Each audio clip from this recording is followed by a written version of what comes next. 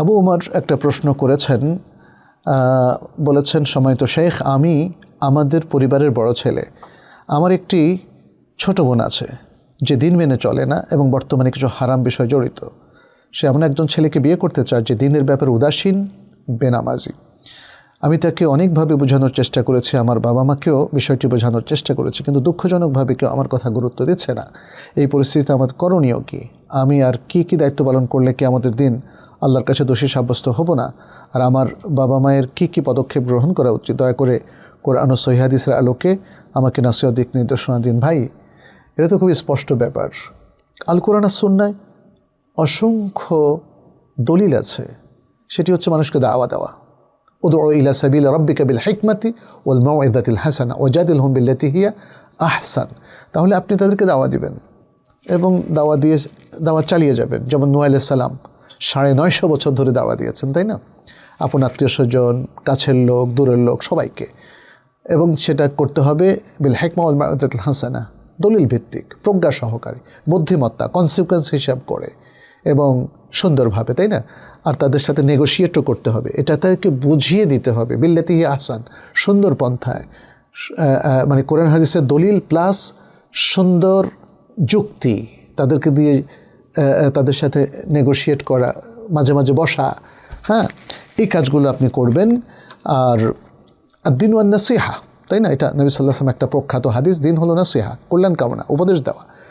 কিলা লিমান ইয়া রাসূলুল্লাহ, ক্বালা লিল্লাহি ওয়া লিরাসূলিহি ওয়া লিআইম্মাতিল মুসলিমিনা ওয়া আম্মাতিহিম। তাহলে সকলের জন্য আম্মাতুল মুসলিমিন এবং আপনার ছোট বোন পরিবারের আম্মাতুল মুসলিমিনের মধ্যে পড়ে। তাহলে নাসিহাটা চালিয়ে যাবেন, তারা গ্রহণ করুক আর না করুক। আপনি কিন্তু আপনার পরিবারের, যদিও ভাই বড় ছেলে, যেহেতু বাবা মা আছে, আপনি কিন্তু অভিভাবক নন, আপনার বাবা হলো অভিভাবক। আপনার বাবা মা, তারা বোঝা যাচ্ছে কিছুটা গাফলতির মধ্যে আছে। ফলে তাদের কন্যার পাত্র সিলেকশনের ব্যাপারে তারা কিন্তু দিনদারিকে উপেক্ষা করছেন। এটা ঠিক হচ্ছে না। নবী সাল্লাল্লাহু আলাইহি ওয়াসাল্লাম তো স্পষ্ট করে বলেছেন, একটা হাসান সনদে এসছে নবী সাল্লাল্লাহু আলাইহি ওয়াসাল্লামের কথা, ইমাম তিরমিজি সহ আর অনেক উল্লেখ করেছেন। সেটা হলো, ইযা জাআকুম মান তারদাউনা দীনাহু ওয়া খুলুকাহু ফাযাওয়িজুহু ইল্লা তাফআলু তাকুন ফিতনাতুন ফিল আরদি ওয়া ফাসাদুন আরিদ। যখন তোমাদের কাছে এমন লোক আসে যাদের দিনদারি এবং আখলাকে তোমরা সন্তুষ্ট, তাহলে তাদেরকে বিয়ে করিয়ে দাও। অর্থাৎ এই পাত্র, এরকম ভালো পাত্র আসলে তোমাদের কন্যা সন্তান বা বোনদের সাথে তাদের বিয়ে করিয়ে দাও। যদি না করো তাহলে পৃথিবীতে অনেক বড় ফিতনা এবং বড় ধরনের বিপর্যয় ঘটবে।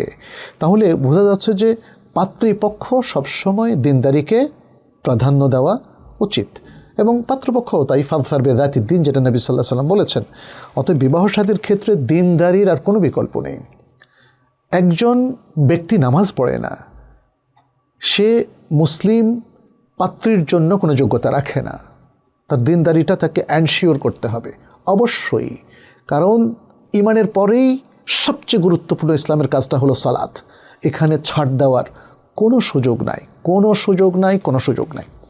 ফলে এই যে মানে ইসলামের এই সুন্দর কথা, সুন্দর পদক্ষেপ, এটা আপনার বাবা মাকে বোঝান, আপনার বোনকেও বোঝান। যদি তারা না শুনে, তাহলেও আপনি আপনার চেষ্টা চালিয়ে যান। আর অন্যদিকে আমি বলবো, এই বাবা মায়ের উচিত ইসলামিক প্যারেন্টিংয়ের কিছু জ্ঞান অর্জন করা। প্যারেন্টিংয়ের ক্ষেত্রে সবচেয়ে বড় দায়িত্ব হচ্ছে সন্তানকে দিনদারি শেখানো, কোরআন শেখানো, হাদিস শেখানো, সালাত শেখানো এবং ইসলামের অপরিহার্য ইবাদতগুলো তাকে শিখিয়ে দেওয়া, তার মাইন্ডসেট করে দেওয়া, ইমানে তার হৃদয়কে ভরপুর করে দেওয়া। তাহলেই একজন মানুষ সুন্দর মানুষে পরিণত হতে পারে, তার জীবনটা সুন্দর হতে পারে। আমরা দেখছি এই যে দিনদারি না থাকা, এটা মুসলিম জনজীবনে এবং সমাজে একটা চরম বিপর্যয় সৃষ্টি করে। ভালো মানুষগুলো একসময় পশুর মতো হয়ে যায়, খারাপ কাজে লিপ্ত হয়, দুর্নীতিতে আকণ্ঠ নিমজ্জিত হয়, বিকজ দে আর মিসিং দিনদারি। হ্যাঁ, দে আর মিসিং রিলিজিওসিটি। এই দিনদারি এবং রিলিজিওসিটিটা আমাদের জন্য অর্জন করাটা অপরিহার্য।